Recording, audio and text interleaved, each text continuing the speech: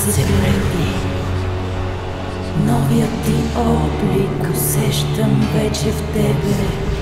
Бъди. Това е кара. Този остров Намерихме го! е домът на богинята. Това място може да се намери само ако човек се загуби. Бендида. Не сме сами на островът. Просто смъртни хора са акостирали с кораб. Трябва да ги проучим. Трябва да направим нещо. Те вече може да проучват нас.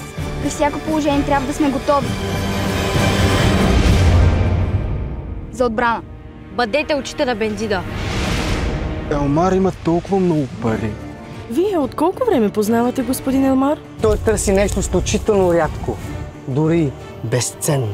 За магия ли говориш, бе, еретик? Има ли селища? Има едно. Ще го заобиколили. Няма как да го заобиколим. Значи да се подготвим за битка. Какво правите тук?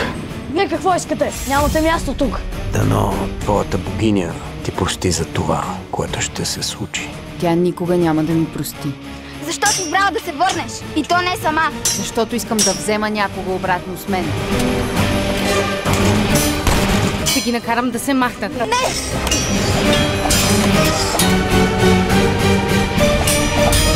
Но вечен цикъл и кръговрат. Господи, прости ми.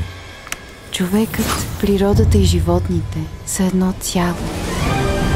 Как е възможно да контролирате слънцето и да влизате в чужди умове? Доста пари продължи Елмар. С тях ще живеем като крале. Ние сме всичко свещено и красиво. За разлика от тях. Бендида не наказва. Тя е справедлива. Няма да има повече сълзи. Мисля, че е крайно време и аз да получа това, за което съм дошъл. Шанс ми дайте да поправя грешката и да ги унищожа.